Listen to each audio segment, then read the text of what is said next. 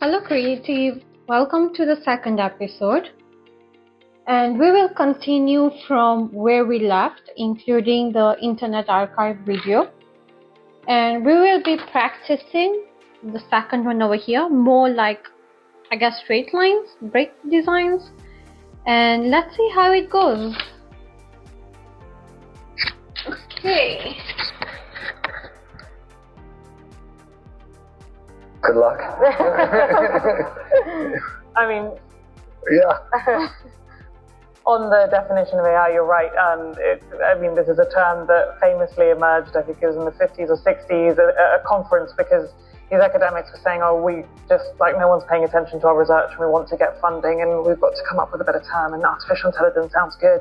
And so it was a marketing term, and it still is a marketing term that encompasses machine learning and generative AI and whatever else. And so you're right that we do conflate these things. I think when people are talking about the harms, or Dario Amadeus talking about the harms, the kind of existential risk, they're mostly talking about the kind of last 3 years of advancement in generative AI in particular, and less so some of these other technologies. But I mean, there are people who are arguing that the way we do it now is not necessarily the way forward and going to shit. Hannah. Yeah, I'm happy to speak to the social cohesion. I think it's interesting, not to rest too heavily on this article, but I read the Dario Amadeus essay that Patricia was talking about. And the point that he makes is that one of the biggest risks in kind of the future, or his predictions for AI as like a technology, is in countries like, for example, China that he uses, where social cohesion through kind of government prompting is stronger, which means that AI adoption and uptake and integration is far ahead than countries like the US and the UK that we see. And he says that whilst that can kind of provide a benefit in the sense that more people have access to it and every industry kind of becomes integrated with the technology in its own unique way, the other problem is that it becomes, or it can become, a vessel for control, a vessel for dictatorships. It can be a vessel for censorship. So I think the point you make is true, and there's kind of two sides of the coin. It depends on the kind of social cohesion and the background for that cohesion and how the technology is used. Yes. Yes, hi, I'm Indu. I'm a master's student of public administration. I want to take the question on AI security and how, if the public sphere is rushing to deploy AI models without really looking into the consequences of the point of attaining AGI, would you prefer decentralized tech like blockchain and application of narrow AI along with it, or is it safe enough to put that into digital public infrastructure? Can I just ask, are you meaning the adoption of these AI systems within public services, within public infrastructure?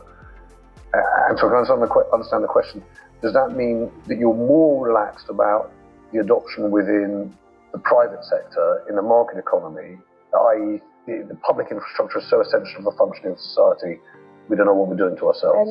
Not really. When the model adoption is so skewed and there is a lot of opacity around the top models that are available, should the governments be more responsible in adopting them? Okay. Patricia? I mean, I think that there's a question there. We sort of come back with the term of sovereignty, and it's quite a woolly term, but I think that one of the kind of big questions for the UK is whether we're comfortable taking on these American technologies and integrating them into our, the NHS, which has already taken on lots of contracts with AI companies, but we've also got that outside of it. Well, actually, they are also AI. Palantir, for example, famously kind of controversial contracts for the NHS and with local councils in Coventry and whatever else. I mean, the truth is that I think that ship has already sailed to some extent. We don't have frontier models in this country. We sold DeepMind to the Americans. So if we want to try to stay ahead, I understand why those business decisions are being made. But as I say, I think that there's a bigger question about regulating this technology and making sure that those models are ready to be deployed. And I don't think that just applies to these government contracts. So before I come to you, there's a bunch of people who are watching online and have also asked questions. I just want to make sure I bring one in, Serena, just for you, which is, there's a host of questions about energy usage and environmental impact. And we're doing a weird thing in the global AI index because we're looking at competitiveness. So we're looking at energy, unit costs, etc., but not necessarily environmental impact. So how do we best look at both of those things at the same time and understand what they might be? I think that's an interesting question. It's also a question that we get every year. So we get two questions every year. The first one is, why don't you look at regulation? And the second one is, why don't you measure the impacts of AI and not just capacity? The regulation question is really just because there's no kind of impartial way of looking at regulation, and it's really dependent on what you think is good regulation or good and bad, and so we find it difficult to make a judgment on that.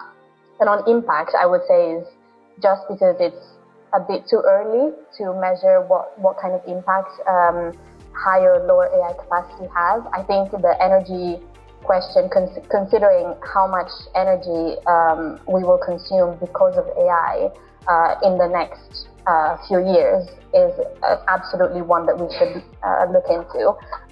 It's not something that we currently look at in the index, but it's absolutely something that we should look into for the future. Sir, and I'll come to you. Yes. Yes, thank you. Tony Guy's Disputes e-filing. We work in the justice sector and we run a platform to manage mediation cases. And what we've found, when people come to a mediation, the first thing they have done is to visit ChatGPT or Claude and ask, how do I solve my dispute? AI is already a fact. In 2016, in our world, it's already well established. In 2016, the Supreme Court of the People's Republic of China directed all courts to use AI for case summarization, drafting judgments, and now they're doing that. So my question is this: it's not so much about AI. I'd like to hear the panel's views, and I'm very grateful for the debate. It's a great debate. It's very timely. The panel's views about the growth of agentic AI and how does that factor in to the issues that we've been discussing about existential threats, employment, and so on. Thank you. But before I answer your question about agentic AI, I've perked up because, James, was going to pitch this next week. I have been working on a story about the so-called vibe lawyering, which is the idea that people are using ChatGPT to inform. I've been hearing from lawyers who are very frustrated because it's picking up from US law or old versions of GDPR, and it's advising people and it's putting pressure on the courts apparently, and it's all sorts of. So let's speak after this because I'm very interested. And by the way, it's the same thing in medicine. Exactly the same thing in medicine. Exactly the same thing is happening in medicine. Yes.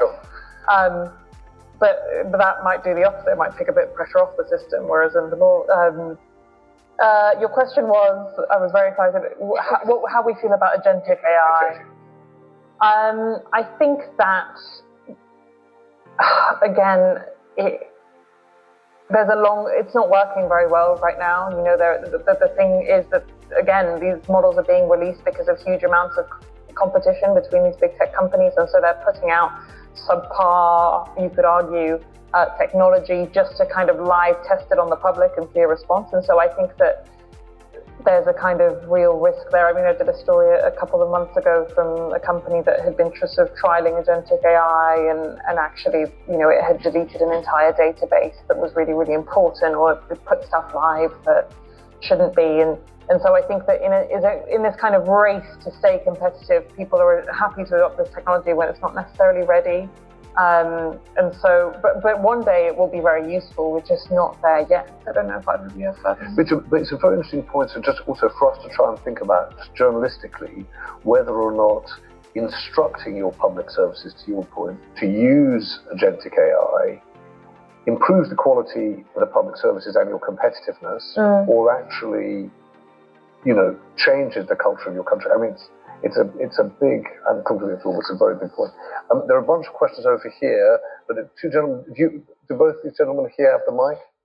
And because we've got a few, can I take both one after the next? You, sir, and then Alan. Question here was interesting, where AI has got various different factions, different entities, different ways and cooperation doing different things. The subject of HI, human intelligence, has been quite controversial and sensitive for decades.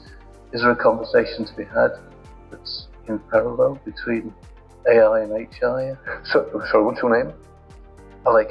Yeah. Are you saying that as we greater understand artificial intelligence, we might also greater understand the nature of human intelligence? That's right, yes. And it's not a subject that's been researched very well. I'm going to ask the gentleman behind you. Hi, Alan Jope, former soap salesman. One comment, there's a comment and a question. The comment is, there's a paper by Professor Eric Bryn Johnson at Stanford University called The Canaries in the Coal Mine, where he's looking at high frequency employment data.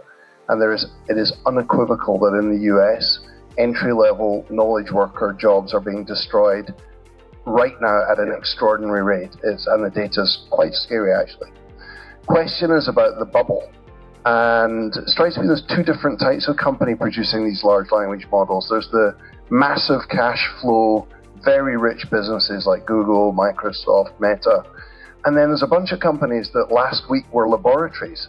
And suddenly that now you've got Anthropic and OpenAI. Do you think there might be a consolidation and that the bubble will be very uneven? And how do you see it playing out and the ability of these small startup companies to compete with the gigantic cash-rich giants that are in the same space? I don't know who can answer the HI-AI question. It's a really deep one. I could talk very briefly, which is to say that Anthropic has got a team specifically looking at whether the models themselves are conscious, and they're sort of dedicating resource to trying to understand the question of consciousness, into which human intelligence also plays in. And you've got people who believe that they already are. I think one of the engineers at Anthropic said that he thinks there's a 15% chance that this technology is already conscious. I think it is a conversation that is going to keep coming back, and actually I think because we don't understand how the black box of AI, this kind of AI works, it's going to force us to think about our own intelligence, and perhaps we should prioritize that. And Patricia, would you answer Alan's question about whether or not this is going to be like the first hugely disruptive technology that could actually be pro-incumbent, pro the big companies that are already in place, and not necessarily enable small insurgents? Do you think that's possible? Yeah, I mean, it's a good question. In terms of how I see it playing out, I mean, when you talk about the small startups that come into this area, you also mean Anthropic and OpenAI and so on. I think right now, OpenAI in particular is being propped up by a bunch of increasingly complicated deals, some of which are sort of, with NVIDIA, for example, the chip-making giant, they are giving, I can't remember the exact figures off the top of my head, but I think it's 20 billion a year, up to 100 billion, so long as OpenAI meets these targets. And in order to keep making that money, OpenAI is doing other deals that are kind of dependent on it having enough money in X amount of time with other companies. And I think that kind of circular sort of structure that has echoes of vendor financing that I think is quite concerning.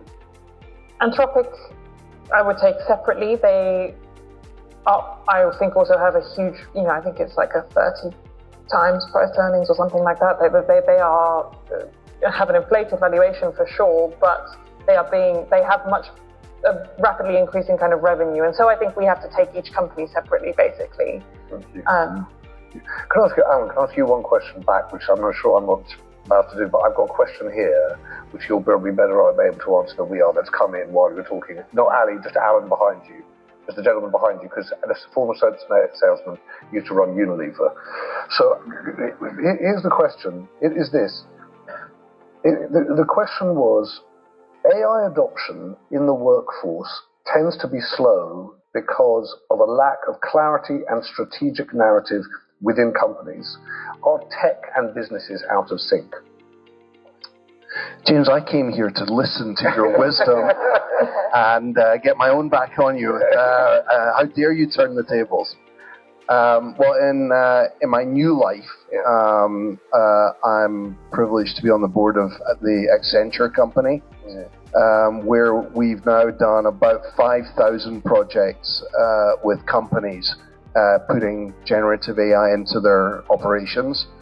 And I think there's really three types of implementation. One is simple productivity savings, where generative AI is being used to augment the work of humans and eliminate jobs and save money. And that is happening at scale. Then, and companies are reaping enormous benefits from that. So the adoption in that space is very high and very easy. Well, relatively easy. Then there is companies that are wasting their time because they're doing multiple pilots across the whole company on let's see what it does in HR, let's see what it does in finance.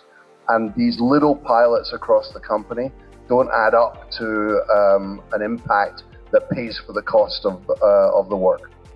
And then the most progressive companies are those that understand where is the value creation happening in their organization, and they're determinedly taking generative AI and the new tool sets and deploying them against those processes in their company that where the value is created. So the easiest example is the insurance industry, where new insurance products, more accurate predictions of risk, massive ability to reduce lead times on quotes from days to seconds. So the insurance company are showing that the adoption on the core processes of the business can happen very quickly. So I do not believe that human adoption is going to be a barrier. I think it's the quality of the models and the rigor with which they're developed and the ability to deploy those on companies' most important problems that will dictate the pace of adoption. And thank you. Maybe over here, there's a gentleman in the back. Yep. Hello, I'm Huma Hassan. I'm a paralegal. A comment and a question. Thank you for the very interesting debate, which touches on very timely topics like whether AI reduces people's cognitive abilities because it encourages people to just passively accept the information that they read on the AI or the chatbot, rather than question rigorously the information and the sources.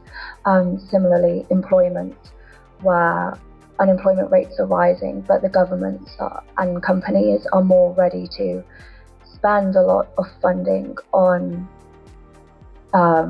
novel AI tech rather than supporting those in unemployment and increasing output for those who are in employment. My question is, to what extent is it accurate to characterize competition in artificial intelligence among the Mag 7 as a winner-takes-all race, rather than an enduring competitive landscape that creates lasting technological infrastructure? Thank you very much. Serena, I'm going to pose this to you. What is it going to be zero-sum? Is it going to be winner-takes-all? Or do you think it's, as someone described it, something that we're just going to keep on evolving? I think, what we see now is that AI capacity is very much concentrated in a handful of companies, and actually something that we talk a lot about when we talk about the global AI index is what would it look like if we looked at companies as if they were countries, and we may well see, the likes of the Google and Microsoft and so on ranking kind of at the same level as the top countries. So I think I've rambled on a bit too much, but I feel like it does look like a zero-sum game at the moment. That's certainly some of the calculation. The gentleman in the mustard jacket, yes. Hi, I'm Jed Adamson. I'm an author, illustrator, and I'm quite disturbed by the kind of feeling of the talk of inevitability about all this, because I don't think it is inevitable. And it's basically, very rich people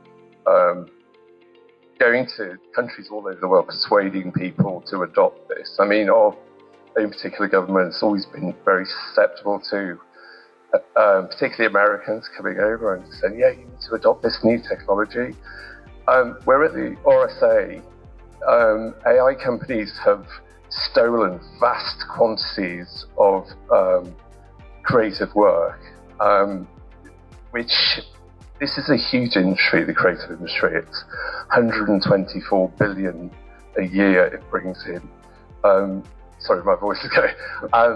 And this will devastate this industry. And, you know, I'm just saying this because no one's kind of mentioned this.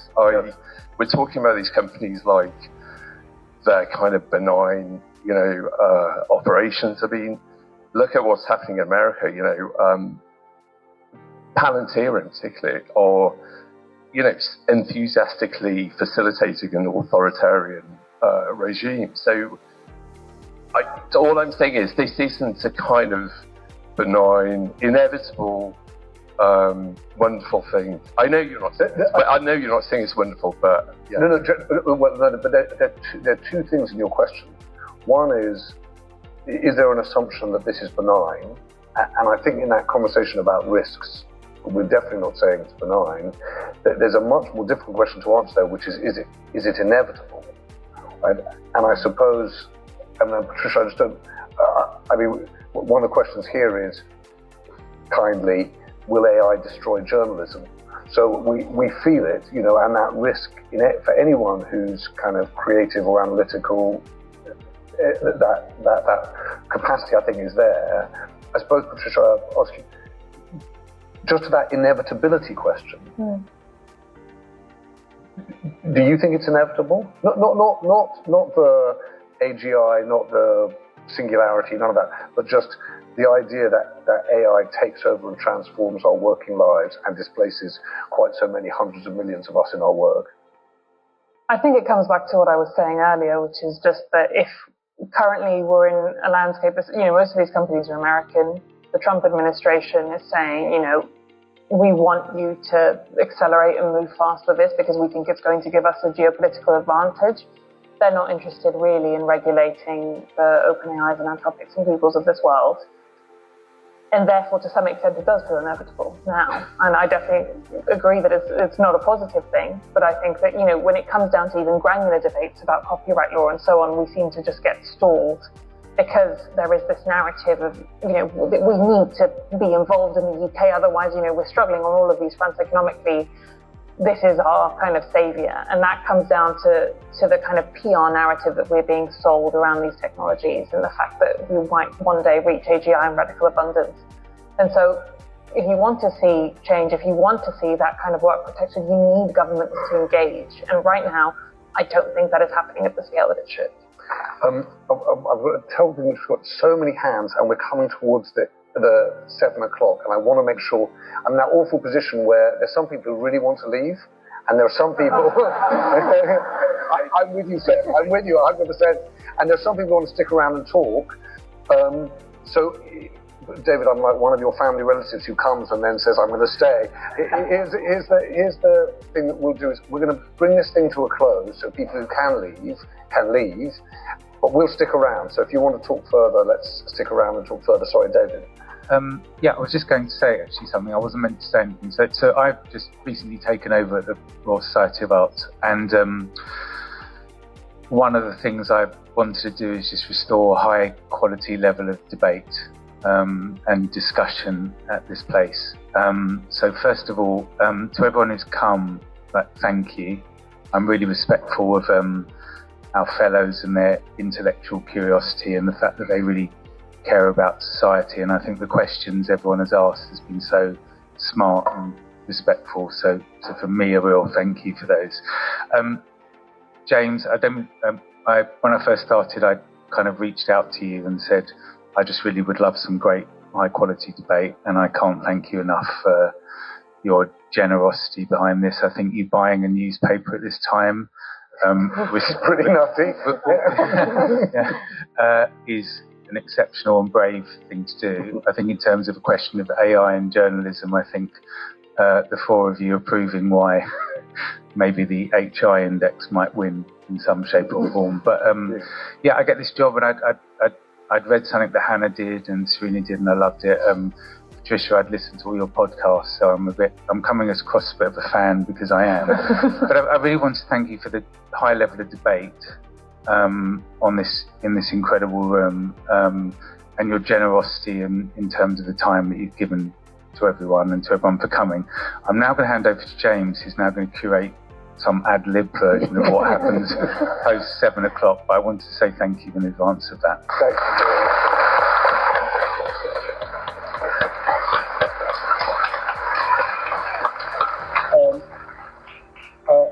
So here's my thinking. It's sort of a bit like Christmas. So half the family leaves, but some of the family stays, and then we talk about the rest of the family. That's what we're going to do. So if you want to stick around, please do, but please do leave.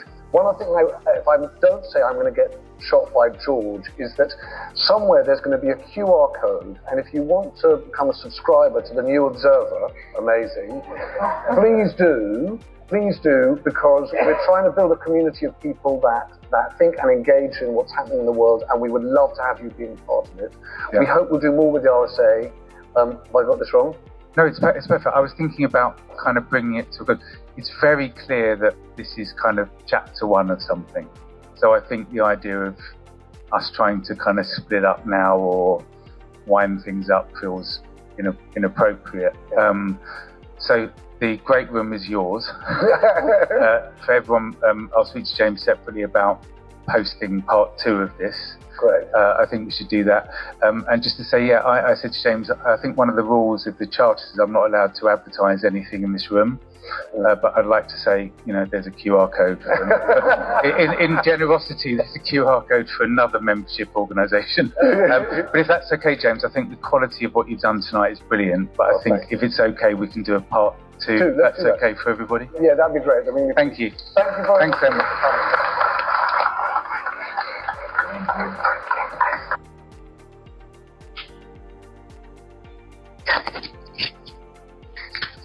That was a quicker one.